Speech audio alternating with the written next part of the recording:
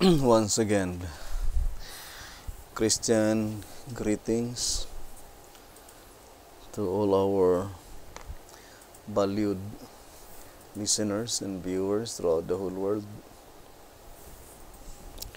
More particularly to all Shepherd's Rod believers, and most especially to our beloved brothers and sisters in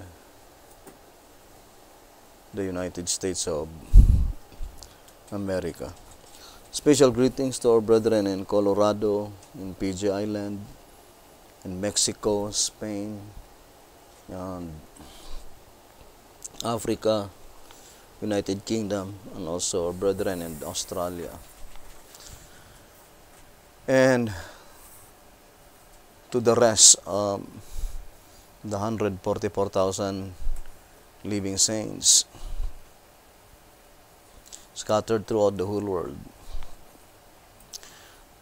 Good evening, and may the good Lord bless you, brothers and sisters. And this is our episode number 8 on the subject, the exceeding great horn. So let us gradually summarize some of those portions that we already established through absolute facts. Number 1, it is the exceeding great horn by which Daniel did not understand. According to track number 3, page 34, saying, the work of the exceeding great horn was therefore what he did not understand. It doesn't mean that Daniel do not understand the work of the exceeding great horn as being a powerful and successful tools of the devil. But what he did not understand is, according to track number 15, the damaging work.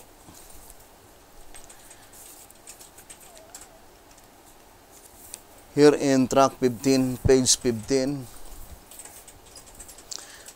saying, in the first 14 verses, Daniel describes all he saw while in vision.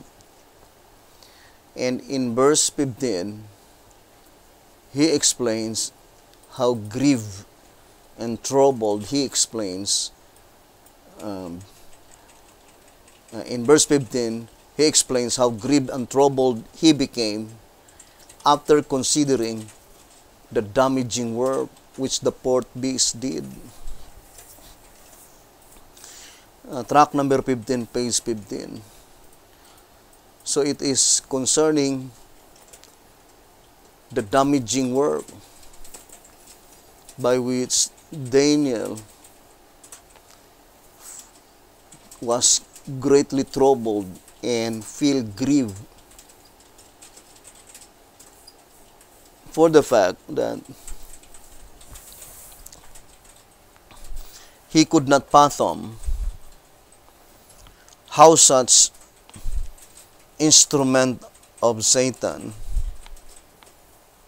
been able to overthrow the daily and the sanctuary, in spite of the fact that such sanctuary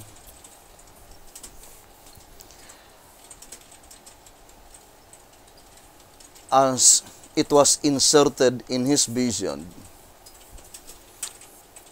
the Ancient of Days, which is God the Father, the Son of the living God, with thousands of angels were there. He could not understand in what way does the exceeding great horn been able to overthrow the daily and the sanctuary. And Daniel requested the angel to explain those things which troubled his mind. And according to track number 15, page 15, let us read again. In the first 14 verses, Daniel describes all he saw while in vision. And in verse 15, he explains how grieved and troubled he became after considering the damaging work which the fourth beast did. Then in verse 16, he tells that he approached the angel who stood by and requested his interpretation of the things seen. In compliance with this request, the angel answered, "These great beasts which are four kings, which shall arise out of the earth, but the saints of the Most High shall take the kingdom, and possess the kingdom forever, even forever and ever." Daniel 7, verse 17 and 18. This exceedingly brief interpretation did not satisfy Daniel. And being particularly interested to know in detail the things described in verses 7 to 14, the truth concerning the judgment as well as concerning the fourth beast, and its little horn that had the eyes of men and a mouth speaking great things, Daniel requested further elucidation, again, of necessity, mentioning the judgment.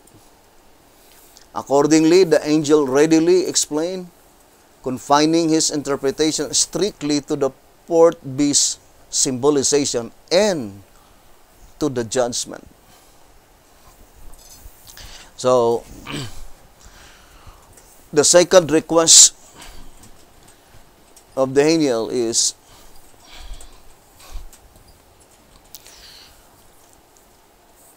to focus only on the fourth beast. But according to track number 3, in our reading, it says, it is even more pertaining to the exceeding great horn. And after the angel Gabriel gave his second explanation to Daniel, found in Daniel 7, verse 23 to verse 27. Still, Daniel did not understand, and accordingly, in track number 3, on page 34, let us read again. It says,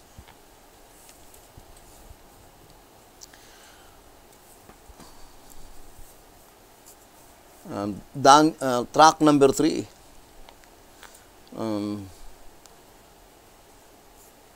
On I would like to begin on page 32. It says, the ram and the he-goat were shown to Daniel in vision in the 3rd year of the reign of King Belshazzar. Daniel 8 verse 1. Daniel was astonished at the vision, but none understood it. Verse 27. The time, moreover, had elapsed, and Jerusalem was still a ways. So later, in the 1st year of Darius, who was made king over the realm of the Chaldeans, Daniel 9 verse 1. Daniel was shown by books the number of the years, whereof the word of the Lord came to Jeremiah the prophet, that he would accomplish 70 years in the desolations of Jerusalem. Daniel 9 verse 2. Jerusalem, however, was still a desolation, though the time of the people's captivity according to prophecy was fulfilled, and the vision was still none, not understood, as is clearly seen from Daniel's prayer. And in page 34, it says, the angel apportioned the 70 weeks into 3 periods, 7 weeks, and 62 weeks, and 1 week. And though in his words to Daniel quoted above, he explained the time prophesied, yet Daniel still did not fully understand the vision, as he did certainly, however, understand the angel's interpretation of the ram and of the goat to be symbolical of Persia and Grecia respectively. The work of the exceeding great horn was therefore what he did not understand. And so it was that later in those days he was again mourning, this time 3 full weeks, whereupon he says, I saw a certain man clothed in linen, whose loins were girded with fine gold of Ophir. Then said he unto me, Now I am come to make thee understand what shall befall thy people in the latter days. For yet the vision is for many days, for at the time of the end shall be the vision. So here in page 34 in track number 3, as quoted, Daniel 10, verse 5, verse 12, verse 14, and Daniel 8, verse 17. Whatever the vision by which Daniel did not understand, the fulfillment of such vision will be fulfilled, he says, after the end of the many days. And accordingly, the many days is pointing to the 2,300 days and nights.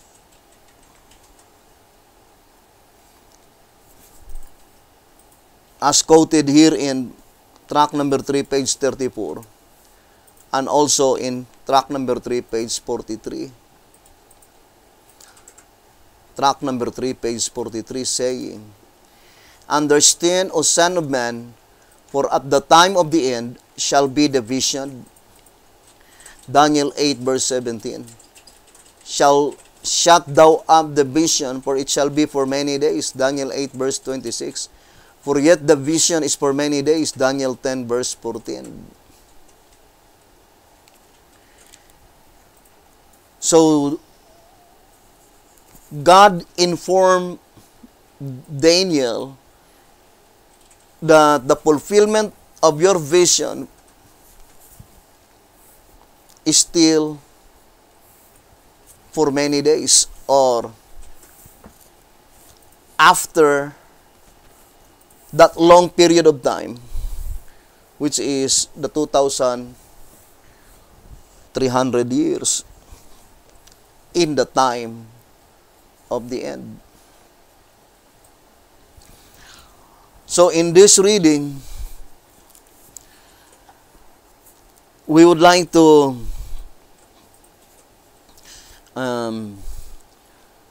establish again that, first of all,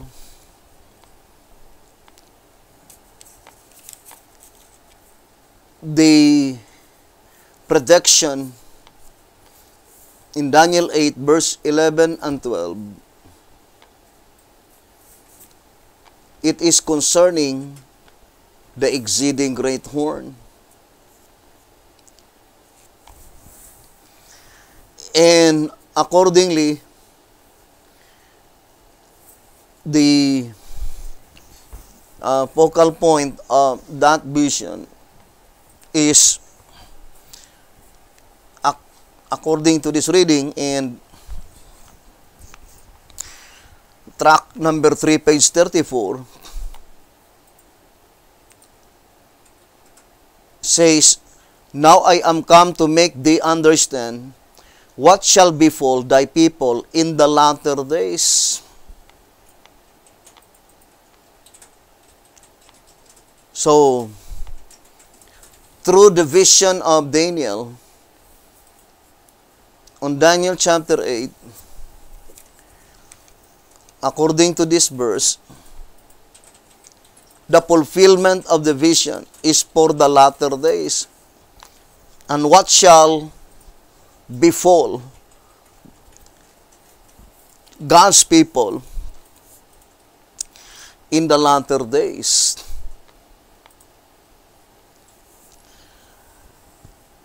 Now, we already read on page 36. Let us read first page 35 on track number 3, saying that chapters 11 and 12 contain the explanation of the vision promised by the angel in chapter 10, can be readily recognized not only from the continuity of the angel's speech, but also from the fact that these chapters are the explanations of the vision in the 8th chapter. For the reader's convenience, we quote the last 2 verses of chapter 10 and a part of the angel's explanation recorded in chapter 11. So I will no longer be reading those verses. Daniel 10 verse 20 and 21. In Daniel 11 verses 1 to 4. So, on Daniel chapter 10, after Angel Gabriel did all he could to explain to Daniel what he desired to understand,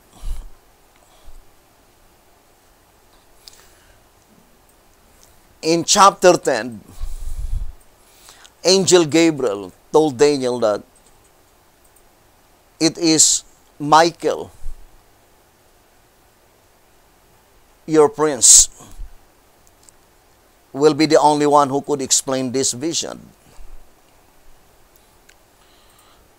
So accordingly, in Daniel chapter 10, there was a promise that the Son of the living God, Jesus Christ, will be the one to explain to Daniel. And such promise is found on chapter 11 and chapter 12. according to the shepherd's rod in tract number 3, page 35 and 36. But whatever the explanation in chapter 11 and 12, it is the explanation of the vision on Daniel chapter 8.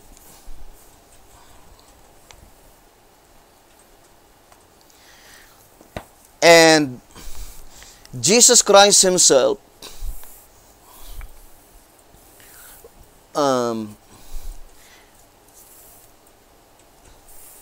left an explicit divine command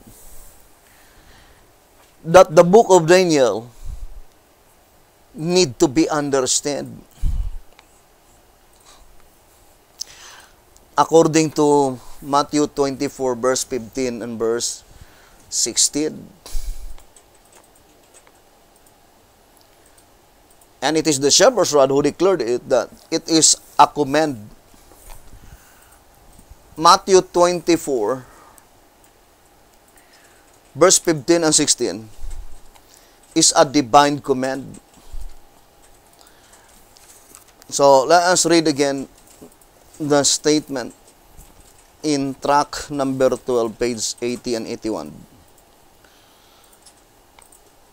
That these three links of truth, the polluting of the sanctuary, the taking away of the daily, and the placing of the abomination in the prophetic chain of events, bring us several centuries into the Christian era, is conclusively confirmed by Christ referring to them as in the future from the time he uttered the command. So it is a divine command. It says, when ye therefore shall see the abomination of desolation, spoken of by Daniel the prophet, stand in the holy place, whoso readeth, let him understand. Then let them which be in Judea flee into the mountains. And then it says, a heathen sanctuary is already unclean and therefore cannot be polluted.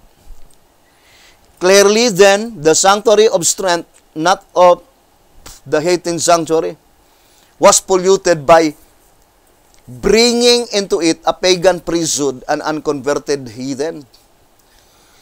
The sanctuary is the Christian church.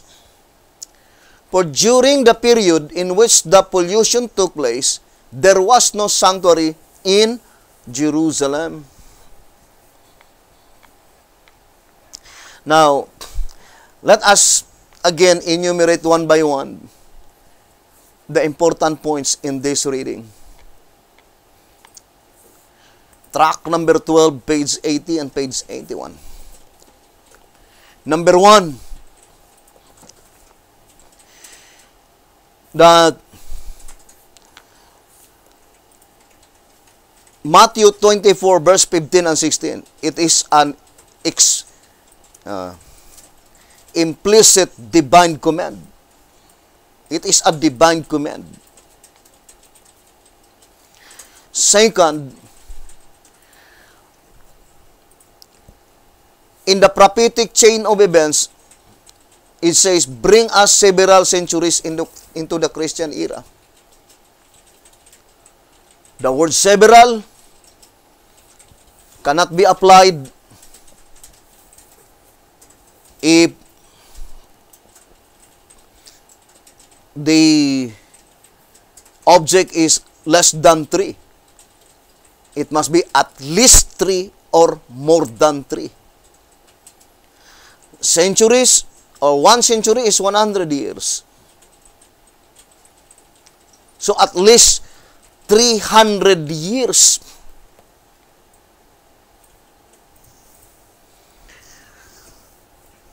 Or more than 300 years. Third, the sanctuary mentioned here is the Christian church. So the sanctuary mentioned is the Christian church. Fourth, at the time when the pollution took place, there was no sanctuary in Jerusalem. Or in other words, at the time when such prediction of Jesus Christ been fulfilled, it is after the second literal temple was destroyed by Titus.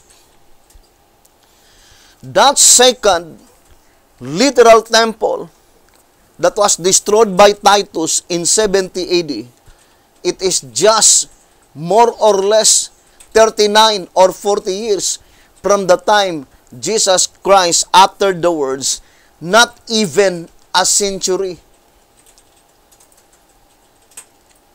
Just 4 decades from the time Jesus Christ uttered the words. Therefore, it cannot be the fulfillment of such predicted event. And fifth, according to this reading,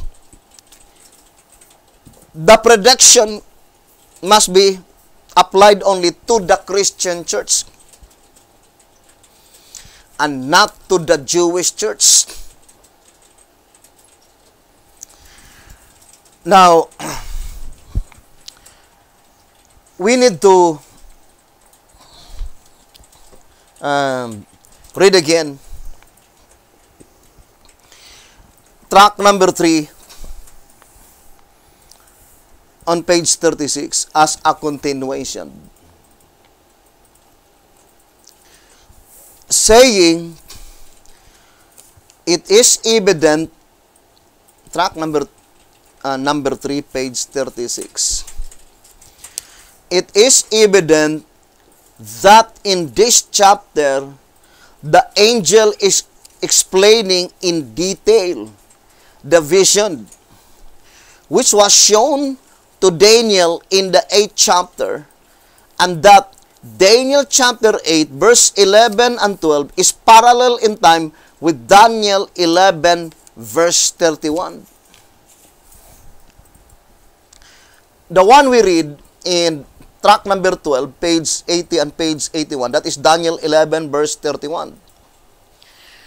And here, in tract number 3, page 36, it says that Daniel chapter 8, verse 11 and 12 is parallel in time with Daniel 11, verse 31. In page 25, because it says, a comparison of both scriptures as found on page 25 makes clear that the 11th chapter is an explanation in particular of the power that is projected by the exceeding great horn on the 8th chapter. And you need to listen, brethren, this very important prophecy, because it is even more or very timely. This particular prophecy, because it involves the presidential election of the United States of America, which is approaching this very year.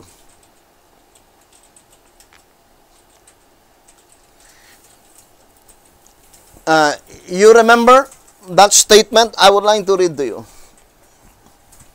in 2TG number 41.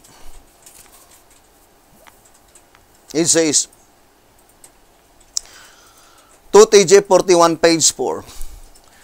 The most exciting current event that we know of is the presidential election, which stands only 2 days in the future. As the nation sees it, this is now the biggest thing in the world. Even though many will not get what they want for each one of the different parties has named its own nominee on the presidential ballot, but only one president is to be elected.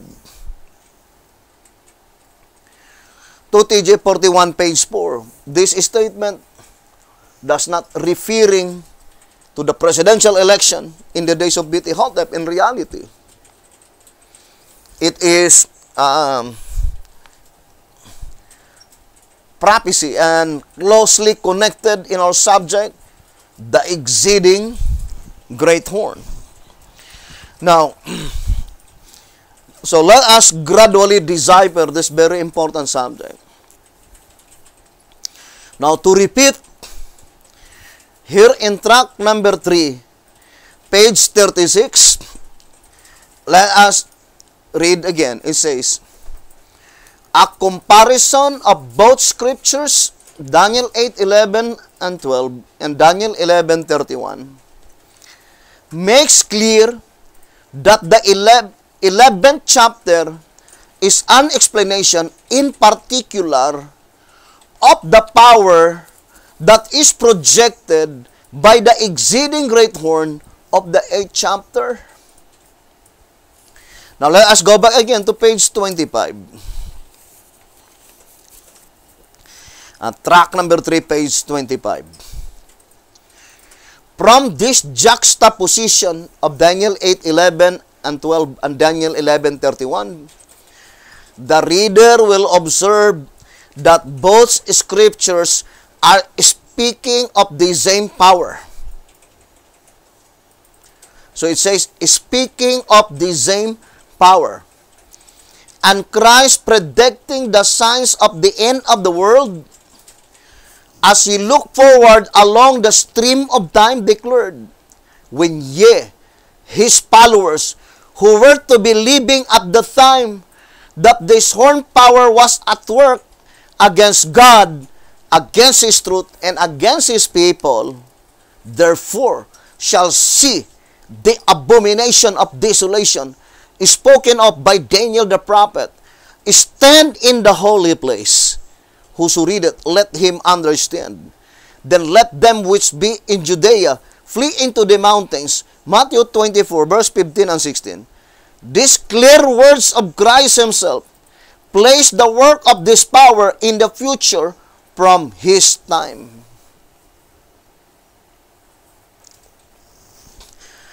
Brethren, Matthew 24, verse 15 and 16 is closely connected to Luke 21, verse 22, verse 24, right? We know that, I would like to read to you first, concerning Luke 21. Luke 21, in the Great Controversy, sorry, the Great Controversy page,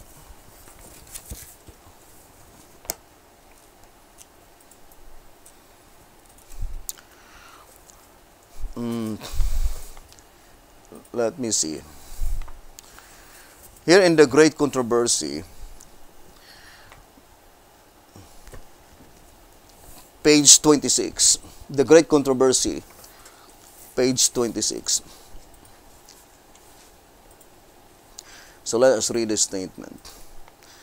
The future was mercifully veiled from the disciples. Had they at that time fully comprehended the two awful facts, the Redeemer's sufferings and death, and the destruction of their city and temple, they would have been overwhelmed with horror. Christ presented before them an outline of the prominent events to take place before the close of time. His words were not then fully understood, but their meaning was to be unfolded, as his people should need the instruction therein given. The prophecy which he uttered was twofold in its meaning. While foreshadowing the destruction of Jerusalem, it prefigured also the terrors of the last great day. First of all, brothers and sisters, the whole chapter of Matthew 24,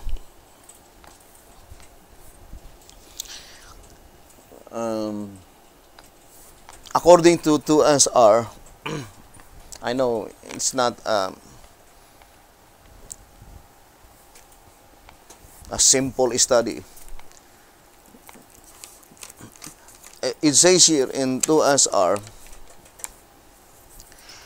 on page 174,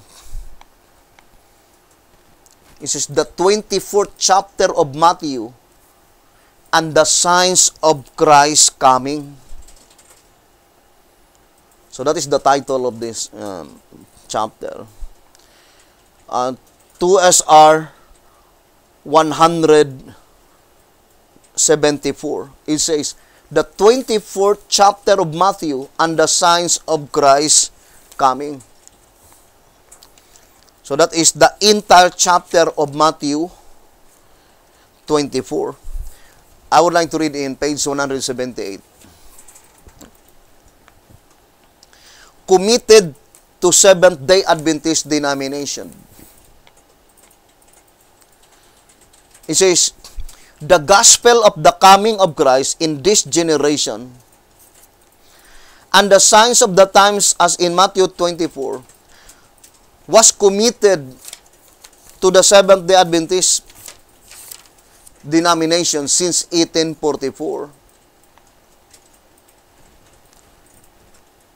So, it is committed to the Seventh-day Adventist according to this reading since 1844. You can read the entire chapter of this reading, but to minimize time,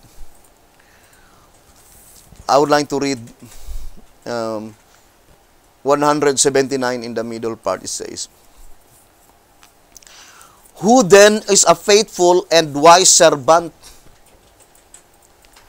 whom his Lord hath made ruler over his household,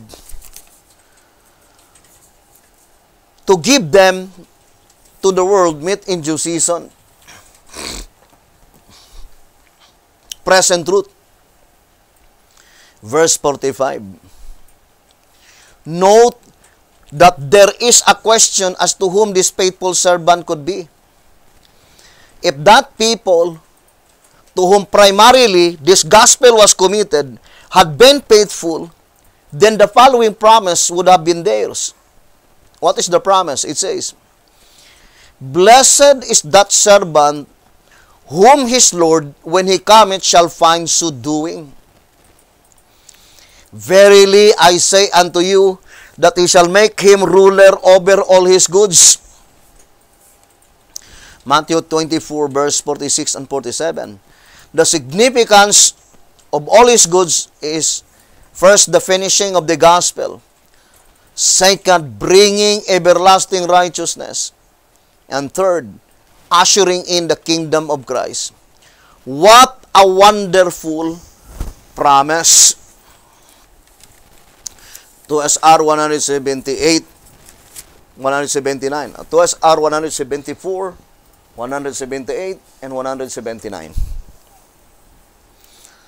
So, let us make a summarization first concerning Matthew 24. So,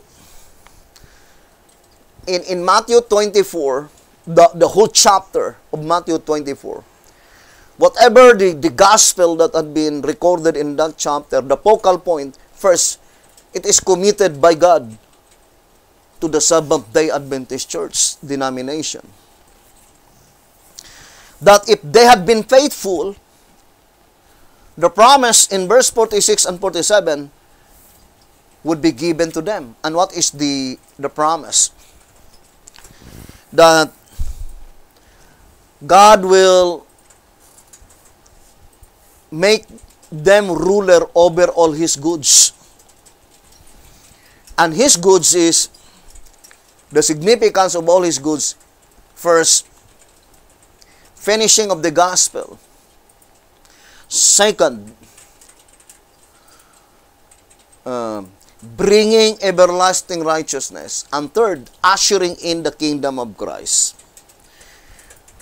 That is the significance of the promise given by Christ, saying, He shall make him ruler over all his goods.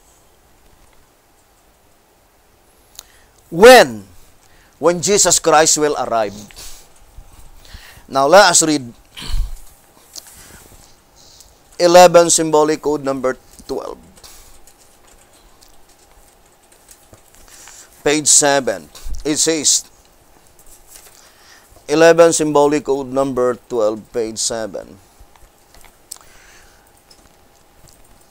If our application is now right, that this is speaking to the denomination, the church, just prior to the Lord's coming, then we must understand that God wants His servants to give to His household meat in due season until He comes. Verse 47, Verily I say unto you, that He shall make him ruler over all his goods. This verse implies that God has not as yet made His servant ruler over all his goods. But when he proves true by tending to his business, of faithfully giving to his household meat in due season, until the Lord comes, then God is going to make him ruler over all his goods. That is the promise.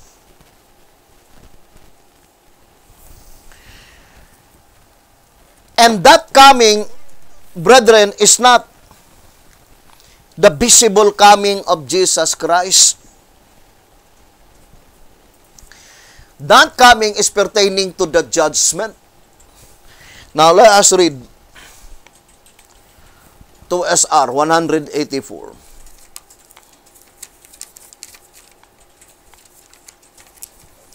It says, Matthew 24, verses 36 and 50 are descriptions of the same event. 2SR 184. Matthew 24, verses 36 and 50 are description of the same event.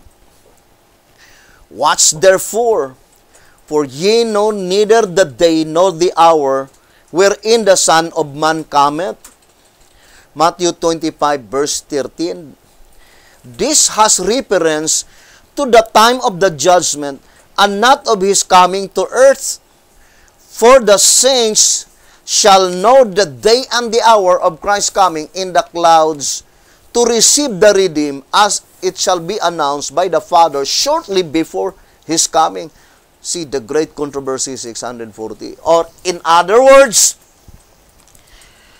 the coming mentioned in Matthew 24, verse 36, is not the visible coming of Jesus Christ.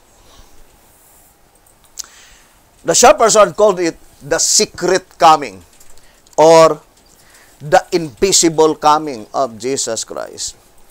Here in Answerer number 2, page 24, Answerer number 2, page 24, it says, Moreover, this secret coming, Matthew 24, verse 36, may be another than that commonly understood as the second coming. Answerer number 2, page 24. So, in that reading, B.T. Hotep is trying to explain that Matthew 24, verse 36, is Christ's second coming, which is commonly understood, but not the second visible coming of Jesus Christ, but rather the second invisible coming of Jesus Christ. And it is represented by the stone. Now let us read 2SR 161 and 162. It says, the great stone of Daniel 2 that smote the image on the feet is a symbol of the coming of Christ, and the breaking of the image denotes the breaking of the nations. 2 SR 161 and 162. So the great stone on Daniel chapter 2, that is the coming of Jesus Christ, but not the visible.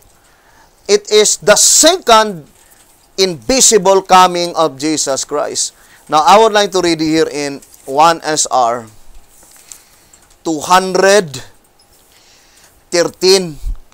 1 SR page 213. It says here, let's read the statement.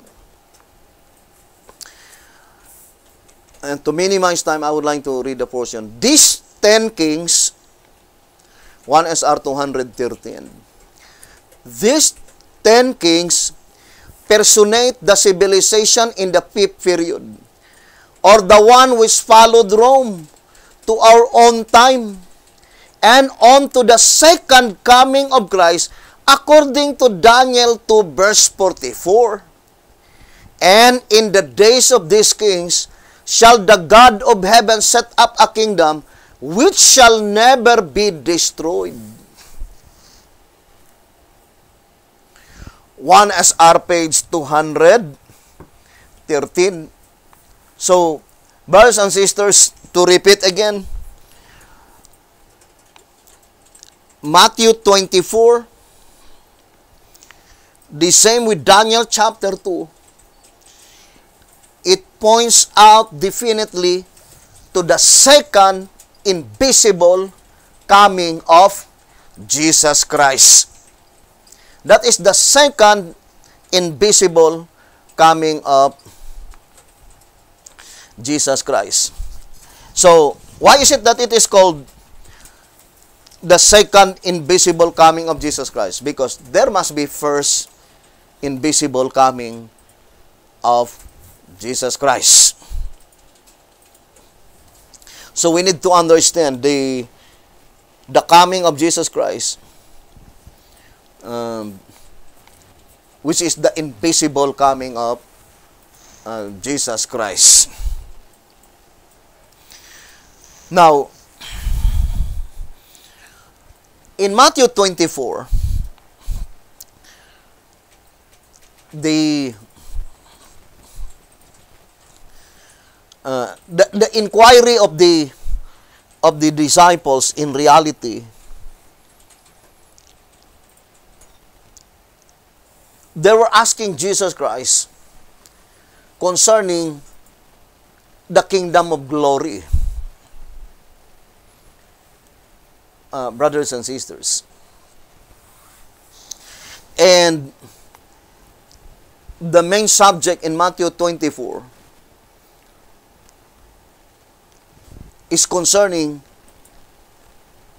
the invisible coming of Jesus Christ, which is called the end of the world. You remember our reading in track number 3 on page 25, saying, track number 3, page 25, and Christ predicting the signs of the end of the world as he looked forward along the stream of time declared. So, Matthew 24, verse 15 and 16. Brothers and sisters, according to that reading, in reality, when Jesus Christ uttered that divine command, he is looking forward to his followers who will be living at that time. And that's why we need to study closely this prophecy, because, to repeat again, we are that people, brothers and sisters. We are that very people that have been predicted by saying Jesus Christ is looking forward to the time concerning the signs of the end of the world. And it is pointing to Christ's followers who will be living at that time. What is the end of the world? That is the period of time followed after the time of the end. I would like to read again in the old symbolic code. 3 symbolic code, 8 to 10, page 8. 3 symbolic code, 8 to 10, page 8. It says, I would like to read the last portion. This time must have begun when the book began to be opened.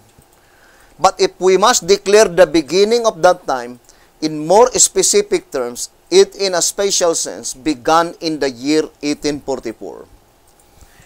The time of the end is the period just before the end of the world. 3 symbolic code, number 8 to 10, page 8. So the time of the end began in the year 1844, and it will be ended in the period, the end of the world. So the boundary line of the time of the end is the end of the world. That is the end of the world, according to 3 symbolic code, 8 to 10, page 8. And since God's promise, accordingly, that the book of Daniel must be completely understood in the period of the time of the end, just before the end of the world, then there is no other safe conclusion that if the book of Daniel is now completely unfolded unto us, then without any doubts, we are now on the very verge of the fulfillment of that predicted event, the end of the world.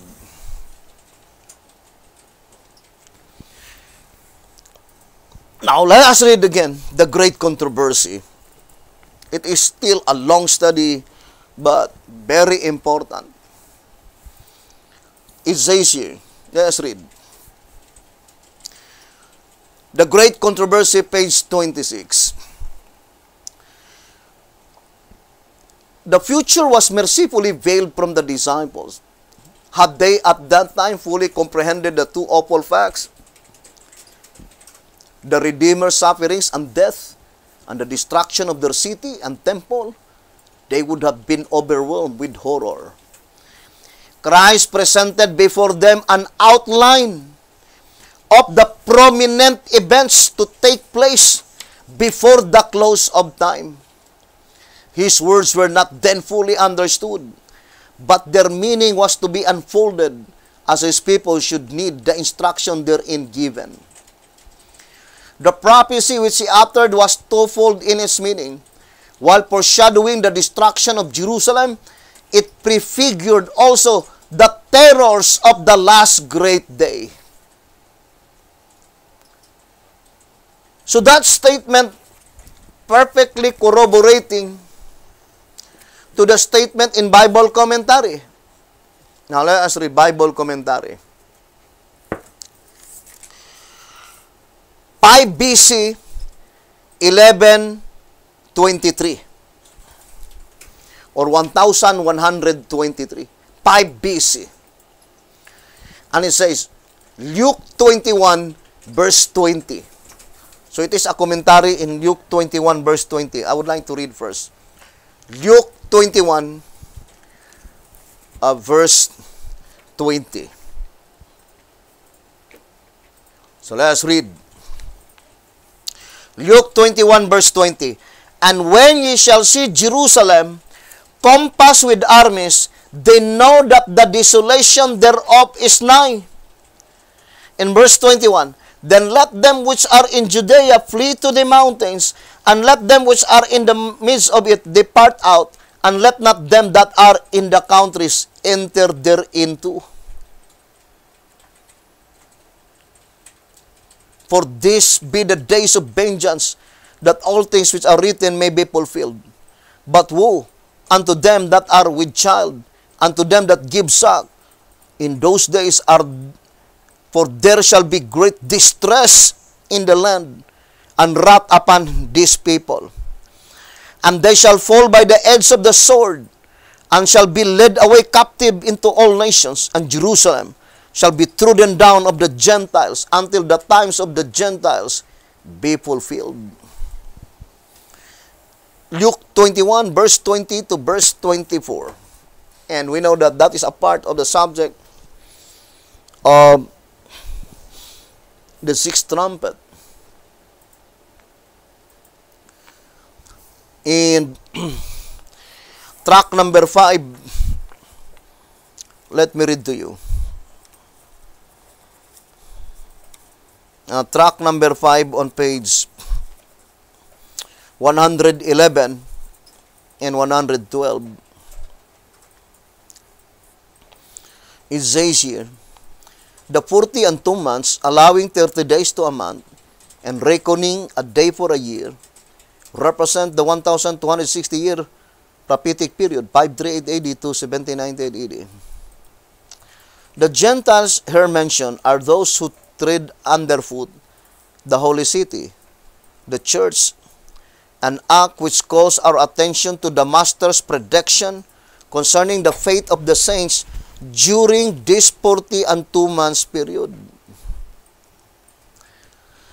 And they, the church, shall fall by the edge of the sword, and shall be led away from the promised land, captive into all nations. And Jerusalem shall be trodden down by the Gentiles, until the times of the Gentiles be fulfilled. Luke 21, verse 24. The time that the Gentiles go out of Jerusalem, and the Israelites go in. The occupation of the promised land by the Gentiles today was typified by yesterday's Gentiles' occupation of it. And when ancient Israel returned from Egypt to the land of promise, the times of the Gentiles in those days were fulfilled. Likewise now, when the antitypical Israel, the 144,000 guileless servants of God, are sealed and taken to Mount Zion, there to stand with the Lamb, the times of the Gentiles in these days will be fulfilled. Track number 5, 111 and 112. And that is a wonderful prophecy, but terrible. Here in 5 BC 11:2-3, let us read. Bible Commentary, Volume 5, 11:2-3 or 1123, it says, since to be repeated. Bible Commentary, 5 BC 11:2-3, since to be repeated. After speaking of the end of the world, Jesus comes back to Jerusalem, the city then sitting in pride and arrogance, and saying, I sit a queen, and shall see no sorrow. As his prophetic eye rested upon Jerusalem, he sees that as she was given up to destruction, the world will be given up to its doom. The sins that transpired at the destruction of Jerusalem will be repeated at the great and terrible day of the Lord, but in a more fearful manner. 5 BC 11:2-3. In a more fearful manner. So that is very plain. So we need to study Luke 21, verse 20 to 24, because this prophecy says that predicted event will be repeated again, but in a more terrible, more fearful manner. Brothers and sisters, or more terrible than was the time when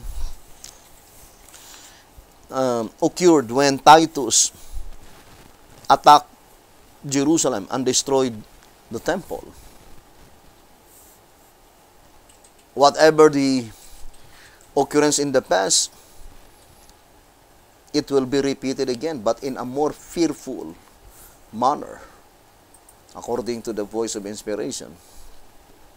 And do not forget, brothers and sisters, the greatest of all wars will be fought in the promised land.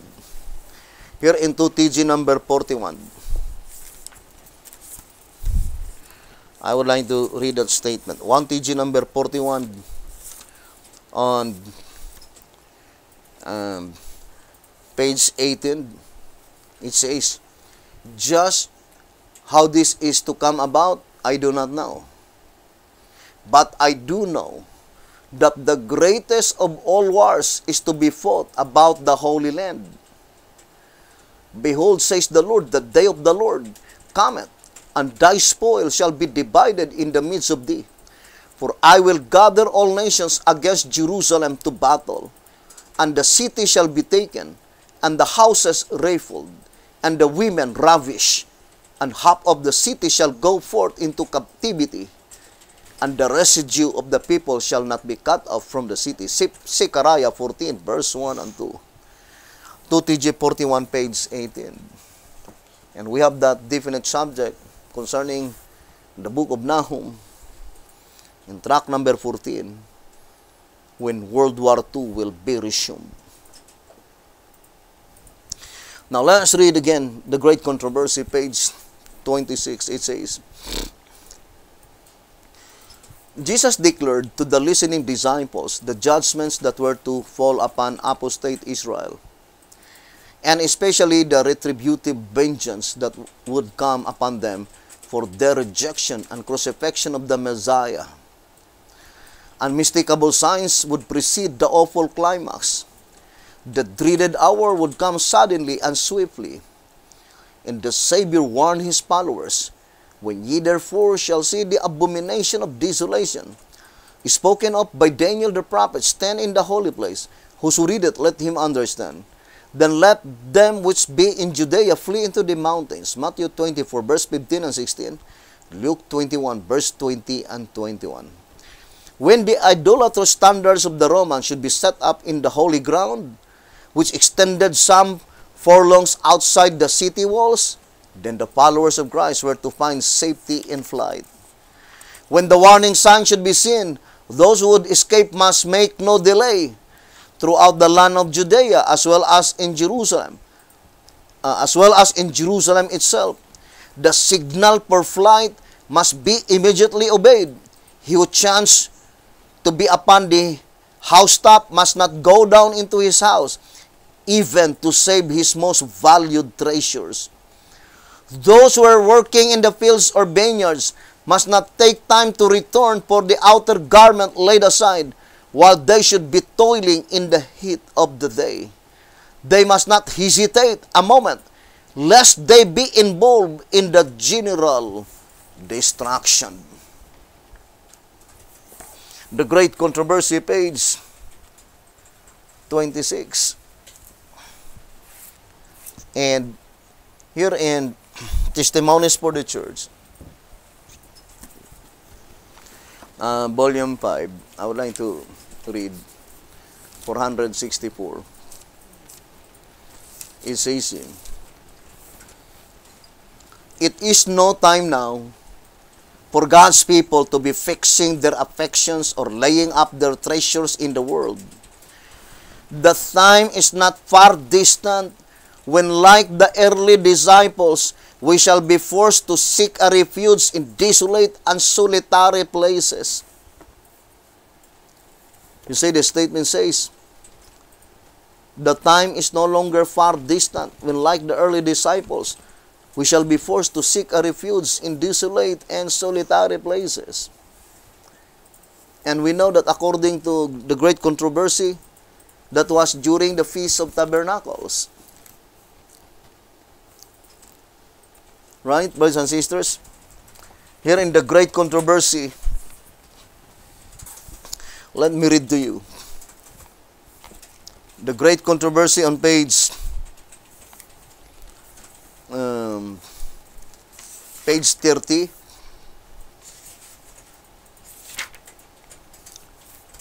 I will no longer be reading the entire paragraph, but I would like to read the beginning and the last part. It says, The Great Controversy, page 30. Not one Christian perished in the destruction of Jerusalem. Christ had given his disciples warning, and all who believe his words watched for the promised sign. And then it says, At the time of the siege, the Jews were assembled at Jerusalem to keep the Feast of Tabernacles. And thus the Christians throughout the land were able to make their escape unmolested. Without delay, they fled to a place of safety, the city of Pelia, in the land of Perea, beyond Jordan. So that is during the time where they were keeping the Feast of Tabernacles. The Christians abandoned Jerusalem, brothers and sisters. And look at the statement in tract number 3.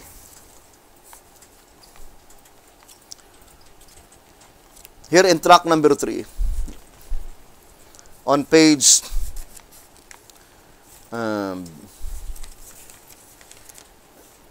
tract number 3, page 82. Let us read the statement. Tract number 3, page 82. Plainly, therefore, since the first and the second fruits of the literal harvest and its attendant rites foreshadow the spiritual harvest of first and second fruits, they are to be climaxed by the antitypical Feast of Tabernacles. I saw the saints, says the servant of the Lord, in describing this celebration, leaving the cities and villages, and associating together in companies, and living in the most solitary places. Angels provided them food and water, while the wicked were suffering from hunger and thirst. Early Writings, page 282. So the voice of inspiration says that it was during the Feast of Tabernacles, by which that vision that was shown by God to the prophet in Early Writings, page 282, that leaving the cities and villages, the 144,000, leaving the cities and the villages, that is during the Feast of Tabernacles, typifying the early Christian church when they abandoned Jerusalem.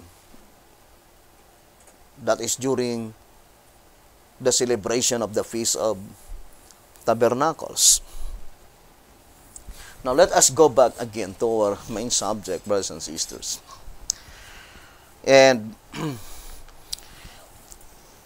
let us gradually establish all those portions that we already established by absolute facts. Now, going back again to the statement in tract number 3.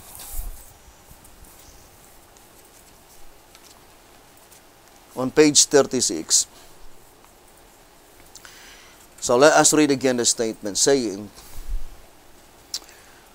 Also it makes clear that the sanctuary spoken of in Daniel 8 verse 11 cannot be any other than God's sanctuary. For on the one hand, a heathen structure can never be of strength, or on the other hand, be polluted when it has never been clean. And moreover, never does the Bible call it a sanctuary. And finally, the very fact that the sanctuary in Jerusalem was neither polluted nor cleansed in the manner described by the angel, but was left desolate and was ultimately destroyed, Daniel 9 verse 26, puts the riveting evidence to the proof that neither the polluting nor the cleansing took place in the Old Testament era. Tract number 3, page 36. Now, To repeat again, there are two literal typical temple. And these two literal typical temple, both of them were destroyed. First, the Temple of Solomon was destroyed by King Nebuchadnezzar. The temple was burned, destroyed. Brothers and sisters, in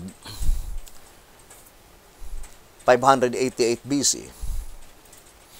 And the second literal temple, the temple that was built by Zechariah, Haggai, Nehemiah, Ezra, Zerubbabel, Joshua the son of Josedek, it was destroyed by Titus in 70 AD.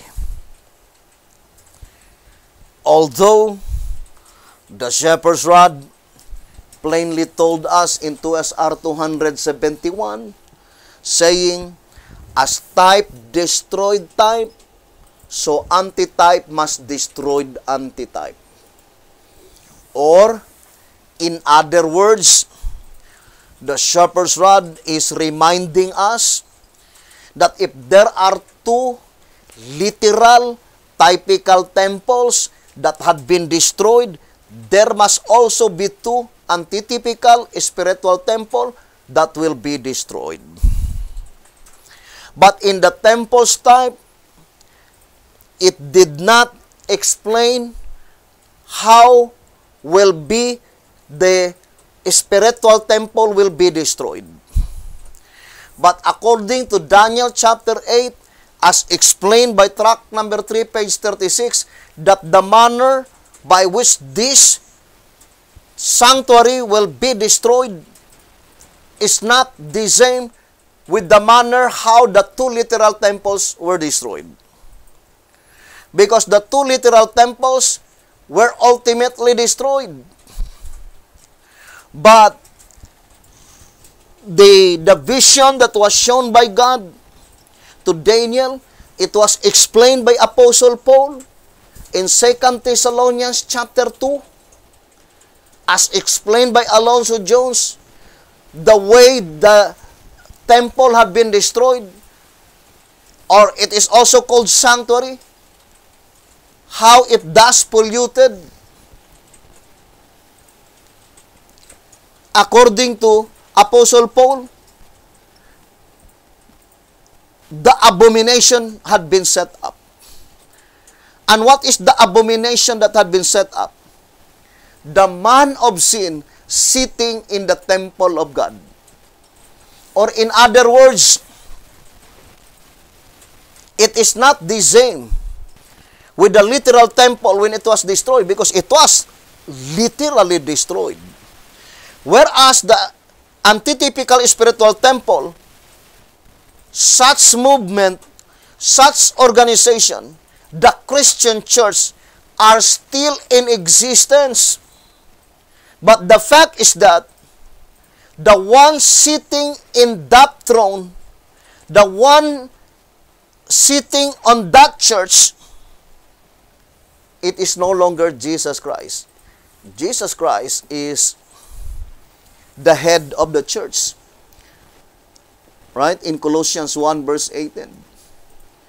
But that sanctuary, which is of Jesus Christ, had been defeated by Satan. And Jesus Christ left that church, and at the time when Jesus Christ left that church, Satan took over and seated in the temple. And that is the Christian church. We already read, brothers and sisters, according to Alonzo Jones, saying, seated in the temple. And it says, that is the Christian church. So let us read again the statement. It says, seated in the temple of God, that is in the Christian church. And perfectly corroborating to the statement that the sanctuary mentioned in Daniel chapter 8, verse 11 and 12, and Daniel 11, verse 31, is the Christian church. It is the Christian church, that sanctuary that was shown by God to Daniel. And we already read in tract number 3, page 39, that the daily and the sanctuary had been trodden underfoot twice. First, in the second period, ecclesiastical Rome. And the last one is the Protestant period. It cannot be applied to the first period. Why, brothers and sisters? First, the Shepherd's Rod made it so plain. Not only the Shepherd's Rod, but even Alonzo Jones, that the sanctuary mentioned there is the Christian church and not the Jewish church.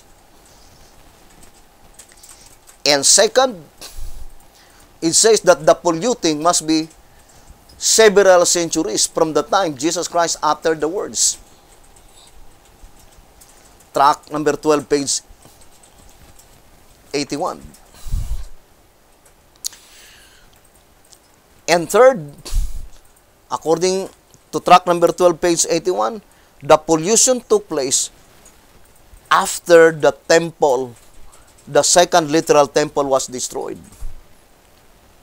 So at the time when the pollution took place, there was no sanctuary in Jerusalem because it was already destroyed in 70 AD. Just 40 years from the time Jesus Christ uttered the words, not even a century. And in this study, we can fully establish that the occurrence during the Dark Ages is only the groundwork, not the particular object in view. Why? Because they have no understanding in the book of Daniel.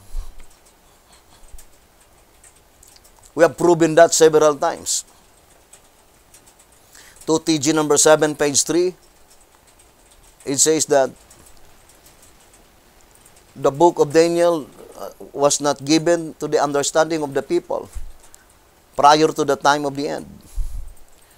In 2SR 111, it says the book of Daniel and Revelation were especially written to the people in the last days. And those people living in the period of the Roman world, they had no understanding of the book and therefore could not be profited by them. And in 3 Symbolic Code 8 to 10, page 8, it says that the commencement of the time of the end, in more specific terms, begins in the year 1844. So it must be from 1844 onwards, the focal point of the vision of Daniel, on Daniel chapter 8, by which such divine command must be implicitly obeyed. That Jesus Christ is telling you and me that we need to study the book of Daniel and to understand it. That divine command given by Jesus Christ is 100% an assurance that the book of Daniel will be understood, because he himself will be the one to explain the book of Daniel. As he promised to Daniel, by which such promise is not given by God to Daniel himself, but to the people in the last days. God will give them complete understanding concerning the book of Daniel. But how could God give understanding concerning the book of Daniel if you will not believe and accept what does the book of Daniel is predicting? So the focal point of the vision of Daniel is that according to 2SR 139, saying, the horn bears rule all over the earth. 2SR page 139, it says, summary. So it is the summary of the subject of the exceeding great horn. The horn bears rule over all the earth. Now, since we read it several times, I will read first concerning Daniel 2:39. It says, these are facts which cannot be denied. And it's up to you if you will deny these facts. However, there is another proof that bears evidence of the same. Say the prophet, and after thee, king of Babylon, shall arise another kingdom inferior to thee, and another third kingdom of brass, which shall be rule over all the earth. Daniel 2 verse 39. Then it says, the brass kingdom is accepted to represent Grecia, but the fact is that Grecia never did bear rule over all the earth. The most distant point of the compass reached by Alexander the Great was a portion of India. Neither did Imperial Rome be ruled over all the earth. What then? Is Daniel wrong in the interpretation of the dream? If there is any error, Daniel cannot be at fault. The responsibility would naturally fall on God, who was the overseer of all the writings and the interpretations of the scriptures. If Daniel had made a mistake, it was God's duty to have him correct it. But as God is perfect in all his work, he cannot allow error in his holy word. Daniel is correct, and his interpretation and the brass kingdom must be ruled over all the earth. For all else may fail, but God's word shall stand forever. And then it says, had Daniel said of the nondescript beast, symbol of imperial and papal Rome, that it would be ruled over all the earth, the claim would prove incorrect. It says, the claim would prove incorrect. The nondescript beast in its first stage represents imperial Rome, and in its second stage, papal Rome up to 1798. At which time the beast came to its end with the imprisonment of Pope Pius VI and gave place to the leopard-like beast. Revelation 13 verse 1-3. And then it says, note the accuracy of inspiration.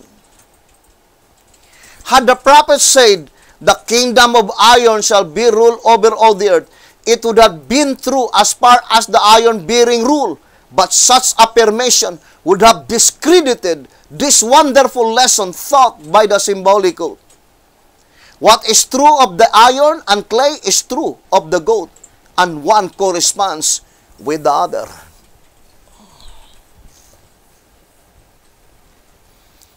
Now, think it thoroughly, brothers and sisters. Why is it that the Bible declared that it is the brass kingdom that shall be rule over all the earth? Remember, in 2SR 139, the brass mentioned here is attached to the horn that bears rule over all the earth. The exceeding great horn is divided into three divisions. Pagan, which is imperial Rome, papal, and the Protestant period. But the Bible cannot be mistaken. It says it is the brass kingdom. To let us know, according to track number 2, page 13, that brass has the numerical value of number 3. That it is not the first period of the exceeding great horn that be rule over all the earth. That it is not in the second period of the exceeding great horn that be rule all over the earth, but it is in the third period that God declared to His servant that the horn shall bear rule over all the earth. Thus the daily and the sanctuary was not destroyed in the first period, pagan Rome. Thus the daily and the sanctuary was not destroyed in the second period, papal Rome. It was destroyed, right? Now, for example, I would like to read to you in early writings.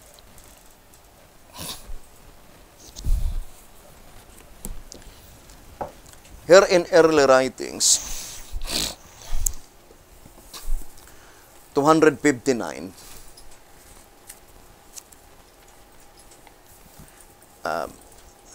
I would like to read on 261. It says, I saw that as the Jews crucified Jesus, so the nominal churches had crucified these messages, and therefore they have no knowledge of the way into the most holy, and they cannot be benefited by the intercession of Jesus there.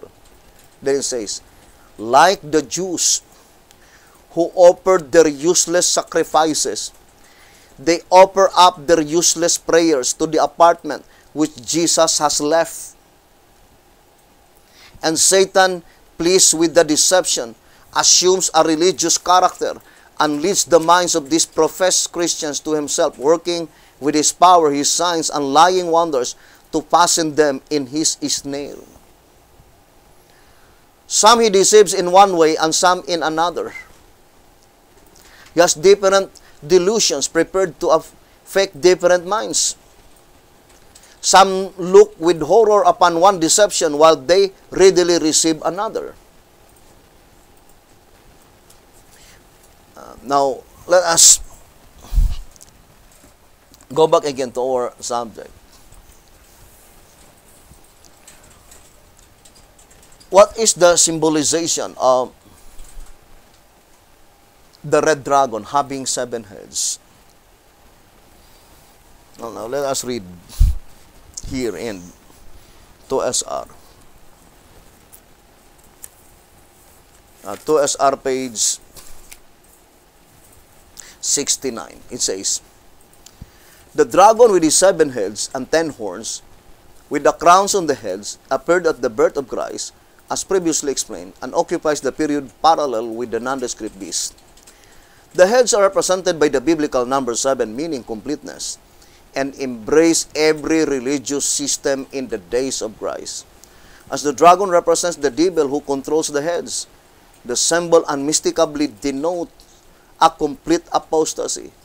It is not intended to reveal the pagan system of worship was headed by the devil, for it has never been otherwise. It was the Jewish church that had apostatized, and that is what made the biblical number 7 heads. 2SR page 69. So, on the first advent of Jesus Christ, the red dragon having 7 heads, indicating completeness, that all the religious system pertaining to the Jewish nation had been defeated by the devil. But why is it that the prediction, the exceeding great horn, did not be rule over all the earth on the first period of the exceeding great horn? Although, in the symbolization itself, Palestine cannot be called as the symbolical earth, because the symbolization of Palestine is represented by the sea. According to tract number 5.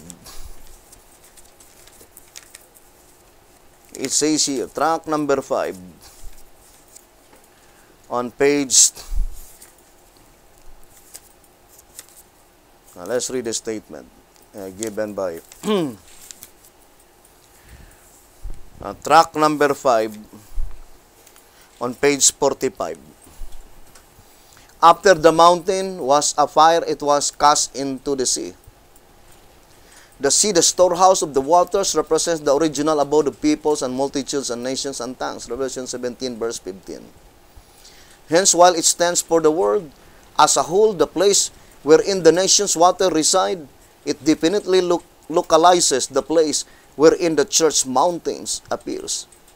This is borne out by the prophet's words, sing unto the Lord a new song, and his praise from the end of the earth, ye that go down to the sea, where the world originated, Palestine, and all that is therein.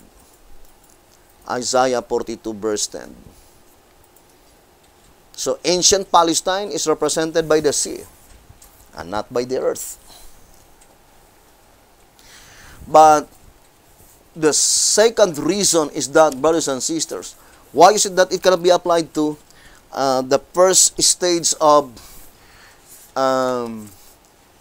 exceeding great horn, which is pagan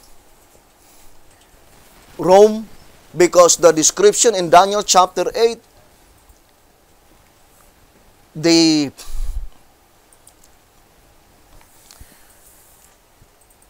sanctuary, the temple,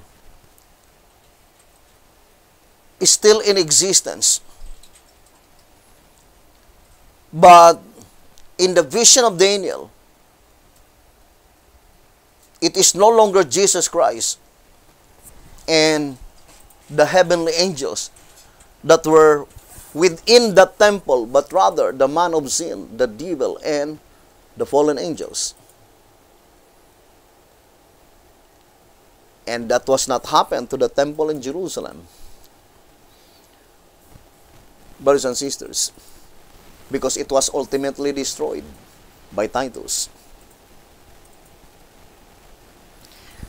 But the lesson that God wants to tell God's people in the last days, saying the wonderful lesson, I would like to read again in 2 SR 141. Note the accuracy of inspiration. Has the prophet said, the kingdom of iron shall be ruled over all the earth? It would have been true as far as the iron-bearing rule. But such affirmation would have discredited this wonderful lesson taught by the symbolic goat. What is the wonderful lesson that had been taught by the symbolic goat? That in the exceeding great horn, it was not placed to the first stage, neither on the second stage, but only in the last stage. First, the wonderful lesson is that, brothers and sisters, although in Palestine, granting that the place mentioned is the entire Palestine, it is not reality on the first stage of pagan Rome.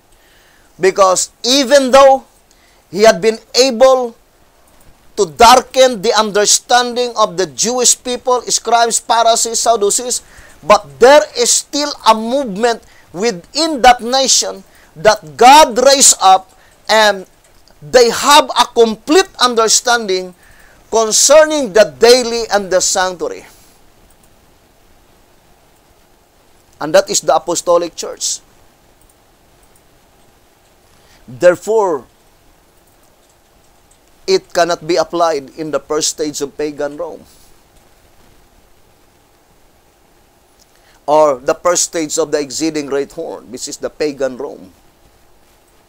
Now, how about on the second stage of the exceeding great horn, which is the papacy? Now, I would like to read 2 SR 142. It says, again, Note that the truth was cast down and the woman church had fled into the wilderness. Inspiration says, she had a place prepared of God that they should feed her there. See verses 6 and 14. So while the truth was cast down by the church leadership in that period, and the abomination set up, God had some in obscurity who kept His Sabbath and had knowledge of the sanctuary truth through the entire 1,260 years of wilderness journey.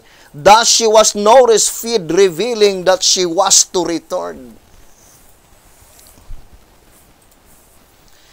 Now let us now enumerate one by one the revelation given by God to the book of Daniel as explained by the Shepherd's Rod Publications.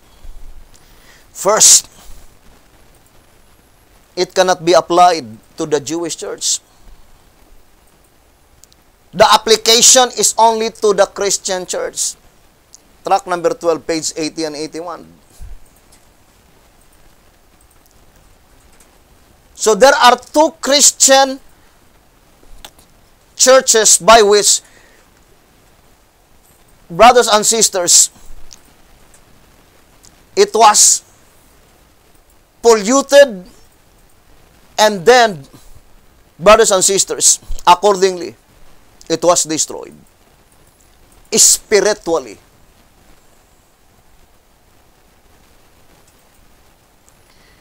And such destruction must be found in the last two stages of the exceeding great horn, Papal Rome and Protestant period, perfectly corroborating to the subject the temple's type, saying as type destroyed type, so antitype must destroy antitype. Now, as far as the Bible is thus concerned, according to 2SR 284, there are only 10 candlesticks.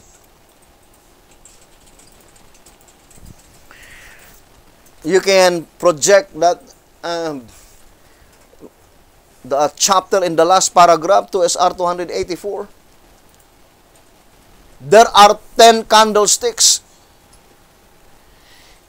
The first one is the Jewish church. That is the first candlestick in Revelation chapter 11, verse 3 and verse 4. And the second candlestick is the Apostolic Church. And then 7 candlesticks in Revelation 1, 2, and 3. And then the 10th is the golden candlestick in Zechariah chapter 4. 2SR page 284. Now let us now analyze closely, because there are only 10 candlesticks recorded in the Bible as explained by the Shepherd's Rod. Now, our subject is Daniel 8, 11, and 12, the exceeding great horn. And the Shepherd's Rod declared clearly that it cannot be applied to the Jewish church, with many reasons. And one of the reasons is that the fulfillment of this prophecy in Daniel 8 must find its fulfillment several centuries from the time Jesus Christ uttered the words.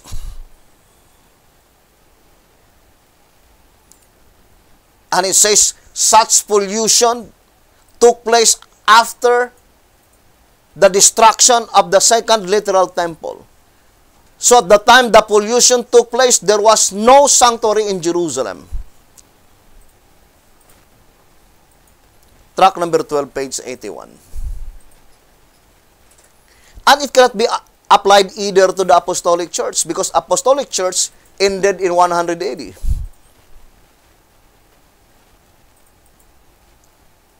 So the period of the Apostolic Church did not even reach,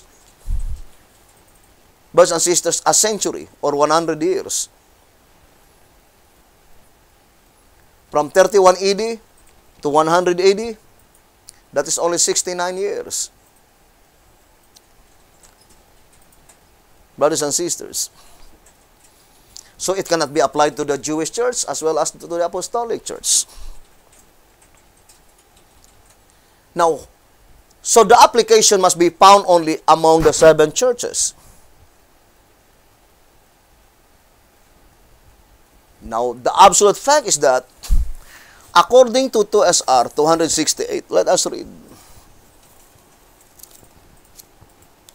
2SR page 268, it says, the foregoing explanation answers one of our questions.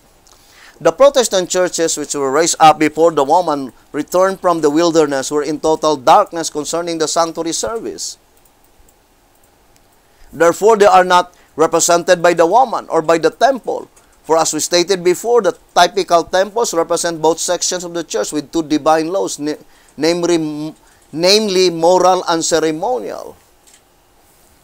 Now here in 2SR page 268, the voice of inspiration is plainly telling that Lutherans, Presbyterian, Methodist, Baptist, First-day Adventist, these 5 candlesticks, these 5 churches represented by Smyrna, Pergamos, Sardis, Thyatira, and Philadelphia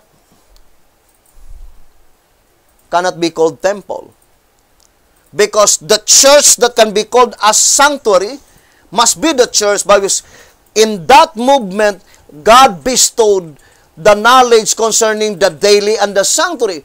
Because how could the exceeding great horn trodden underfoot the daily and the sanctuary to those churches by which they have no knowledge concerning the daily and the sanctuary? Illogical. It must be applied to the church by which the daily and the sanctuary had been taken out from their possession. Now let me read to you here in 2TG. 2TG number 6 on page 20 and page 21. 2TG number 6, page 20 and 21. From these verses, we see that it was just such a departure from God. 2TG number 6, 20 and 21.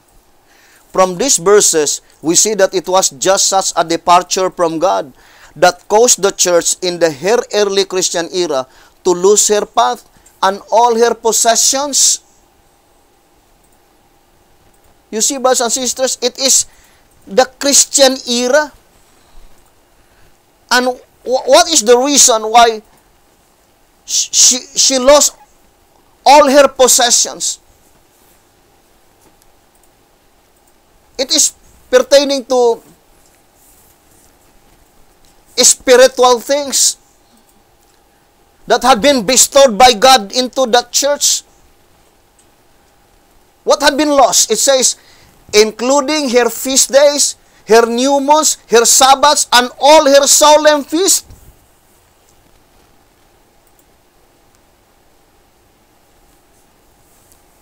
Think it thoroughly. If the solemn feast had been nailed to the cross, why is it that the shepherd says that the reason that the solemn feast lost in the possession of the Christian church, which is the Ephesus, because of their departure from God? When? I would like to read tract number 4. Here in tract number 4, on page 20, it says, in the Christian era, and the same subject, Hosea. In the Christian era, the church started out in an even more advantageous spiritual condition than in the Jewish era. Because, besides, she could have profited by the example of the fallen Jews. But as the verses just quoted reveal, she utterly failed to do so. Instead, as with the passing of Joshua, the Jews began to depart from their God. So with the passing of the apostles, the Christian drifted likewise. When was that? After all the apostles died. The last apostle who died is John the Beloved in 100 AD. Immediately, after 100 AD, in the 2nd century, the Ephesus, the Christian church, departed from their allegiance to God. And because of that departure, she loses all her possessions, all her solemn feasts.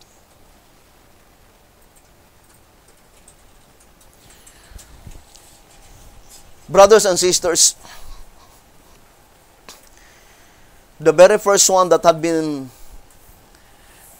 taken out from the positions of the church in reality is the solemn feast, by which it leads even to take away the weekly Sabbath.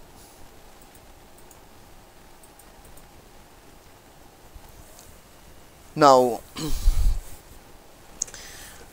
let us now focus our attention.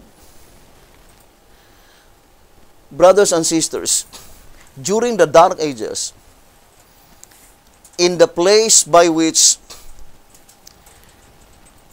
the papacy did reign in the continent of Europe, which is called by inspiration the Catholic lands of Europe, in Prophets and Kings 188,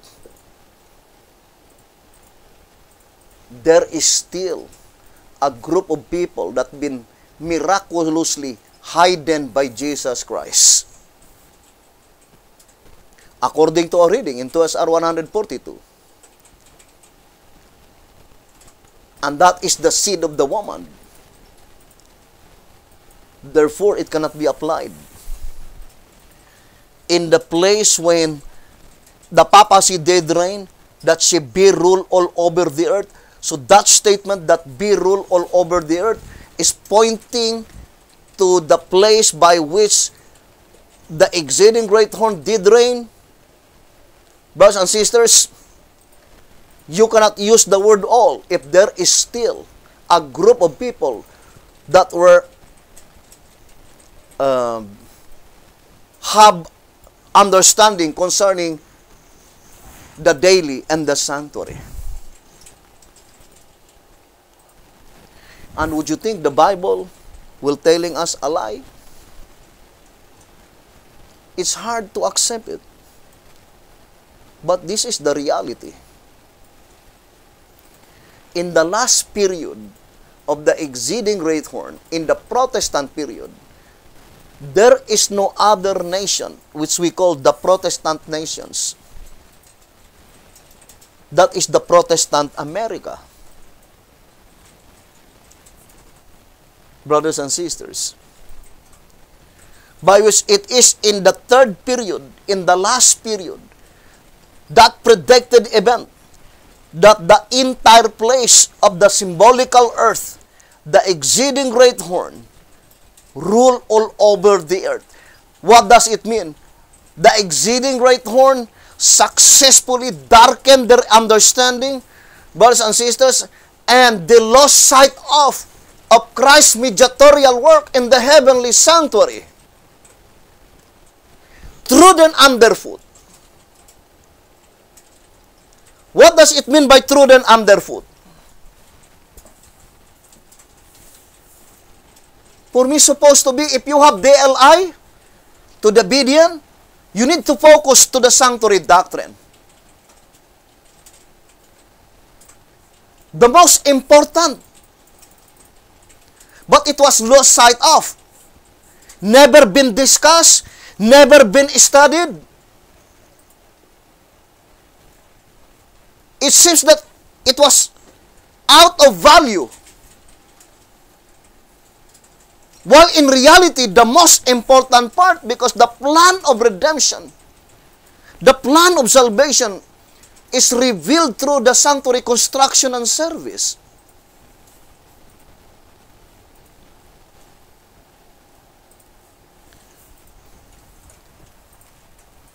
Brethren, we are now in the year 2020. Now let me ask you, what do you understand concerning the proceedings in the heavenly sanctuary?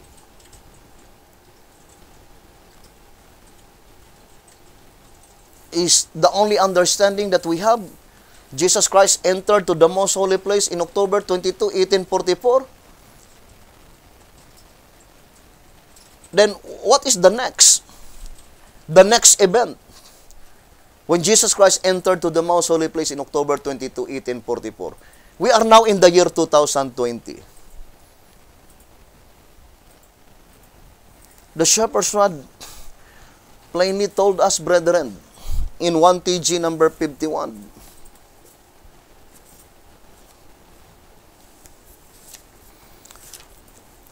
I would like to read this reading.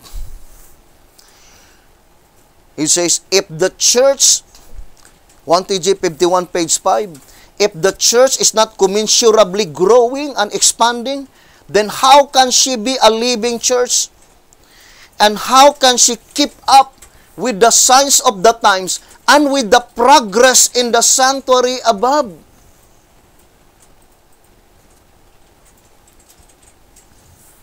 What is the progress in the sanctuary above?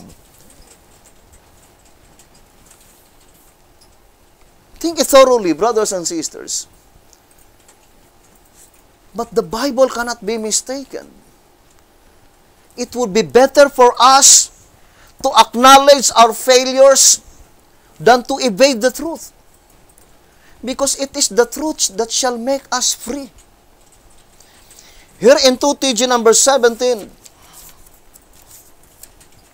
on page 8, it says, it is better for all of us to acknowledge our failures than to evade the truth, for it is the truth that shall make us free.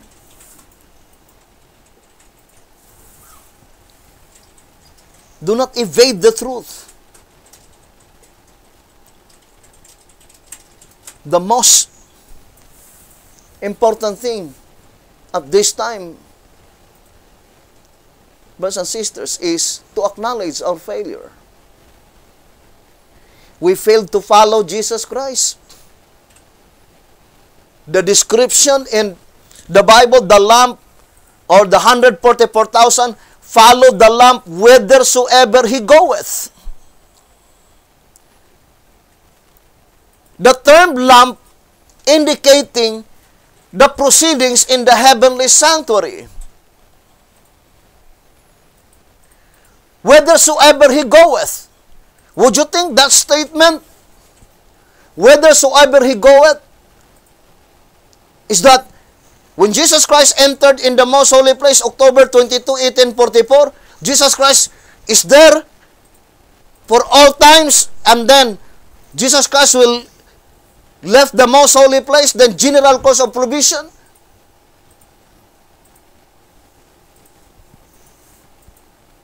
That is not the teaching of the Bible. More particularly, the shepherd's rod. Brothers and sisters, and one of the strongest proof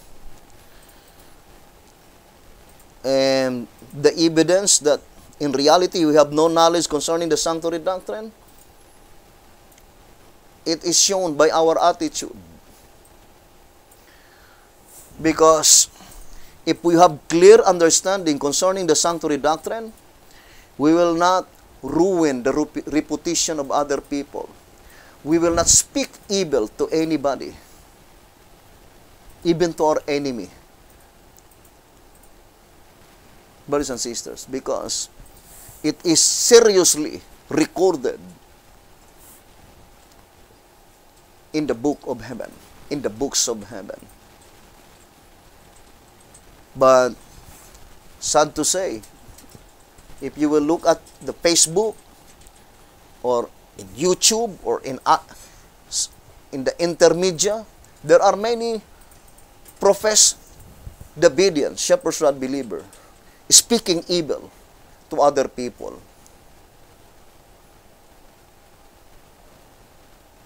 Would you think that is the people who have a knowledge concerning the sanctuary doctrine? Now, I would like to read here in 2TG 33 on page 10. Here in 2TG number 33, page 10, it says, chapter 11, I would like to begin in the upper part. Daniel was then promised all the light that could be given, not only on the vision of chapter 8, but on all that is noted in the scripture of truth in connection with the vision. That which the angel showed him is recorded in chapters 11 and 12. Chapter 11, you will see, begins with the vision of chapter 8, with the kings of Medo-Persia and Grecia, as symbolized by the ram and the he-goat in chapter 8. Then was Daniel told that the explanation at last was sufficient, but that it was impossible for him to understand it all, for the vision was sealed to the time of the end. Chapter 12, verses 8 and 9. But by this long prophetic history and geography, as seen in chapters 11 and 12, the angel brings us up to the time of the end, to the time the cleansing is to take place. And here is the nature of the cleansing according to the angel's word, Daniel 12, verse 1. To repeat again, what is Daniel 12, verse 1? In track number 3, page 50 and 51, it says, Daniel 12, verse 1 is indicating that at that time, the books are completely cleansed.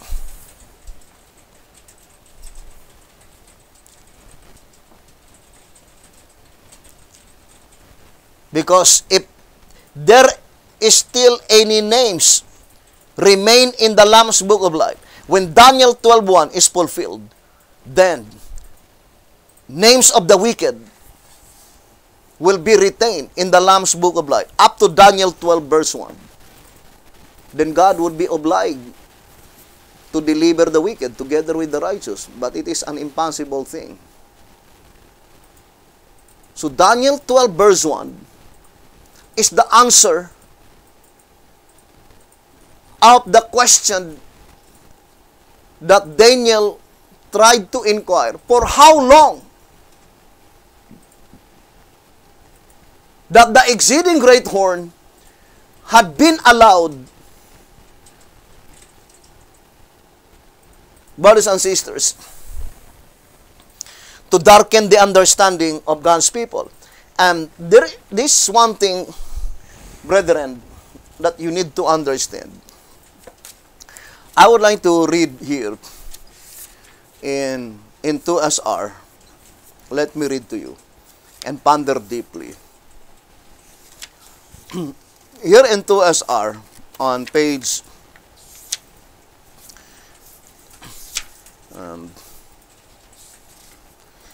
133,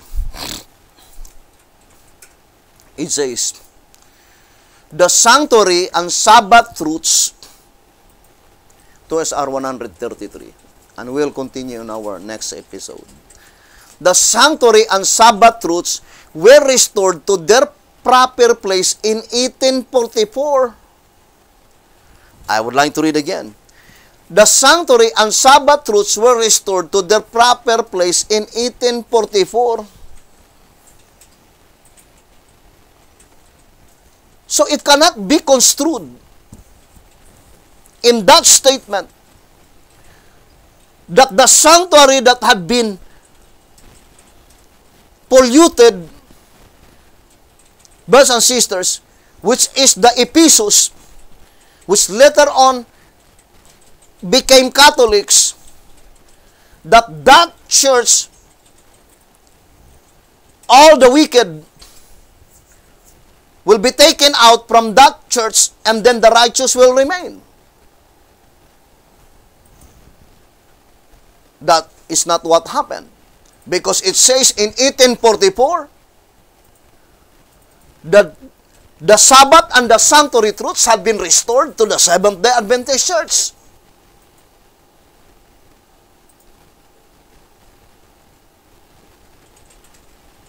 So think it thoroughly, brothers and sisters.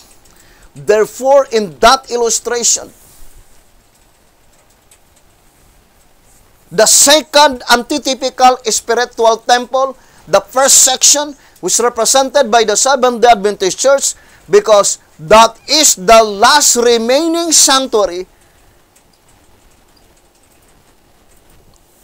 in the Bible prophecy by which predicted beforehand that it will be destroyed. By which, in that sanctuary, it is no longer Jesus Christ sitting in that temple, but it is the man of sin, the devil. But the fact is that not the sanctuary itself, but the place itself had been trodden underfoot. Brothers and sisters, the exceeding great horn bear rule all over the earth. The entire two-horned beast domain is under the dominion of the exceeding great horn. We will continue this subject and hoping the good Lord would bless us and would help us, brothers and sisters. Thank you very much for listening and viewing this program. Have a wonderful evening.